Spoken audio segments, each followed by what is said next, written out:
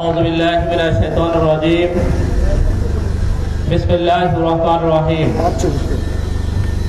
মুক্তিকামী মানুষের হৃদয়ের সংগঠন বাংলাদেশ জামাত ইসলামী কোটি ইউনিয়ন কর্তৃক আয়োজিত আজকের এই শিক্ষা ও গণসমাবেশের সংগ্রামী সভাপতি সংগ্রামী ইউনিয়ন আমির জনাব মোহাম্মদ হেলাল উদ্দিন, আজকের এই সম্মেলনের সম্মানিত বিশেষ অতিথিবৃন্দ, সম্মানিত থানা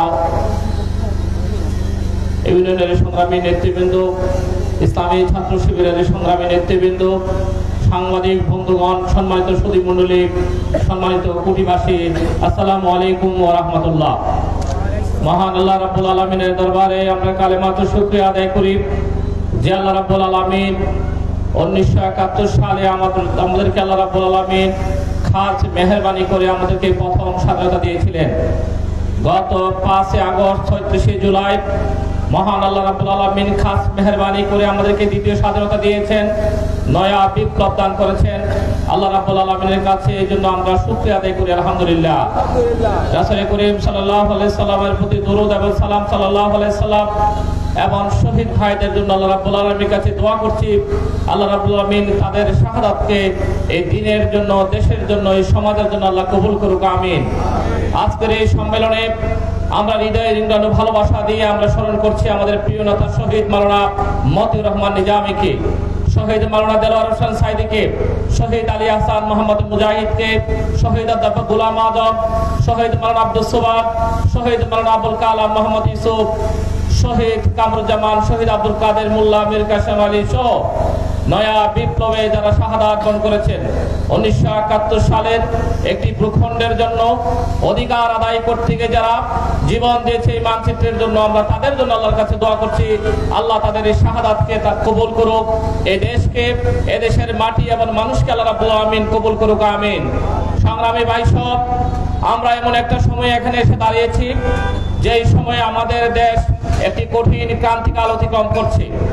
1971 সালে আমরা একটি লাল সবুজের পতাকা পেয়েছিলাম, একটি মানচিত্র পেয়েছিলাম, বহু ত্যাগ, কুরবানি, রক্তের বিনিময়ে। একমাত্র ওয়ালটন এসি দিচ্ছে 1 বছরের রিপ্লেসমেন্ট গ্যারান্টি। মানুষের অধিকার আদায়ের প্রশ্নে মূলত সেদিন স্বাধিকার আন্দোলন শুরু হয়েছিল, কিন্তু আজকে যদি 54টি বছর পথ পরিক্রমায় যদি আমরা দেখি আমাদের মৌলিক যে অধিকারগুলো আছে, অধিকারগুলো কিন্তু আমরা পাই নাই। মৌলিক অধিকারের কথা বলে এক সময় একজন আমাদের শাসনভারের দায়িত্ব নিয়েছে, কেউ বা জোর করে আমাদের শাসন ব্যবস্থার উপর সেখানে নিজের অধিকার খাটিয়ে জোর করে অন্য দেশের সহযোগিতা নিয়ে দীর্ঘ সময় ধরে তারা শাসন ব্যবস্থার উপর আজকে তারা অধিকার খাটিয়েছে এবং আমাদের দেশে আমাদের মানুষের উপর তারা সেখানে শাসন ব্যবস্থা আমাদেরকে চাপে দিয়েছে। সম্মানিত ভাইরা, মানুষের মৌলিক অধিকার ছিল মানুষের অন্ন, মানুষের বাসস্থান, মানুষের চিকিৎসা, মানুষের শিক্ষার মূল যে অংশগুলো আছে সে অংশগুলোর মানুষের অধিকার পূরণে রাষ্ট্র সেখানে ভূমিকা রাখবে। কিন্তু 54টি বছর আমাদের সেই মৌলিক অধিকার পূরণে রাষ্ট্র ব্যর্থতার পরিচয় দিয়েছে। রাষ্ট্র কি আমাদের মৌলিক অধিকার পূরণ করেছে? আপনি বলেন। রাষ্ট্র আমাদের মৌলিক অধিকার পূরণ করতে পারে নাই। রাষ্ট্র ব্যবস্থা যারা দায়িত্ব ছিল নির্বাচনের আগে, এই রাষ্ট্র ব্যবস্থার দায়িত্ব যারা নিয়েছিল তারা আমাদেরকে বলেছিল আমাদের অধিকারগুলো ফিরে দেওয়া হবে, আমাদেরকে বলেছিল আমাদের আইন শৃঙ্খলা রক্ষায় তারা ভূমিকা রাখবে, আমাদেরকে বলা হয়েছিল আমাদের যাবতীয় নিরাপত্তা তারা দিবে, আমাদের মতের অধিকার দিবে, আমাদের কথা বলার অধিকার দিবে, আমাদেরকে ধর্ম পালনের অধিকার দেবে এবং আমরা যাতে বেঁচে থাকতে পারি, সুন্দরভাবে বেঁচে থাকতে পারি, আমরা যাতে আমাদের অধিকারের প্রশ্নে যাতে আমরা সন্তুষ্ট থাকতে পারি, সেই কথা বলে তারা নির্বাচিত হয়েছিলেন অথবা জোর করে তারা ক্ষমতা বসেছেন। সম্মানিত ভাইয়েরা, বিগত এই 54টি বছর তারা ব্যর্থতার পরিচয় দিয়েছে। বিগত 5 আগস্ট যে সরকারকে আমরা তাড়িয়েছি, যে সরকার সেই লক্ষণ সেনের মতো পালিয়ে যেতে বাধ্য হয়েছে, শেখ হাসিনা এই 15.5 বছর আমাদেরকে কথা বলতে দেয় নাই, আমাদেরকে নামাজ পড়তে দেয় নাই, মসজিদে গিয়ে নামাজ পড়তে আমরা পারি নাই। আমরা বাসায় বসে কোরআন হাদিস আমরা অধ্যয়ন করতে পারি নাই। আমরা কোরআন অধ্যয়ন করতে গিয়েছি, আমাদেরকে কোরআন সহ আটক করে সেখানে কোরআনকে জঙ্গি বই বলা হয়েছে। আমরা যখন হাদিস নিয়ে বসেছি, আমাদের হাদিস সহ আমাদেরকে আটক করে আমাদের হাদিসকে সেখানে জঙ্গি বই বলা হয়েছে। আমরা যখন কোরআন হাদিসের ব্যাখ্যা ইসলামী বই নিয়ে আমরা বসেছি, এই ইসলামী বই সহ আমাদেরকে আটক করে আমাদেরকে জঙ্গির সাথে সম্পৃক্ত করে আমাদেরকে কারাগারে পাঠানো হয়েছে।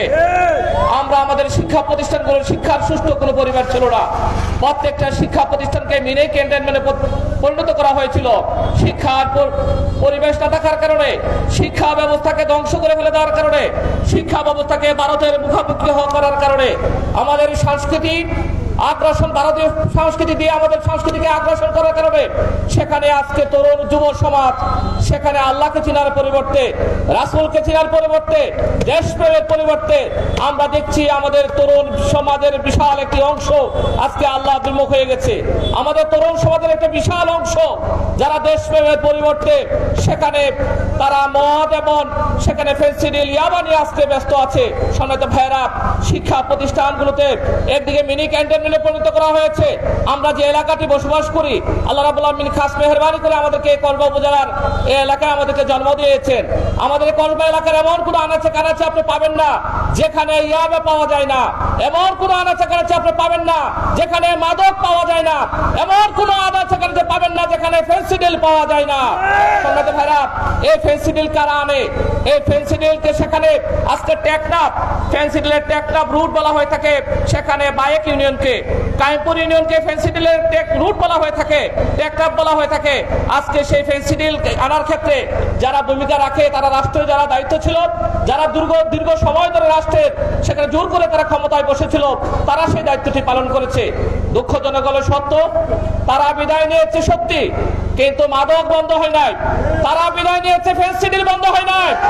তারা বিদায় নিয়েছে, চাঁদাবাজি বন্ধ হয় নাই। তারা বিদায় নিয়েছে, সন্ত্রাস বন্ধ হয় নাই।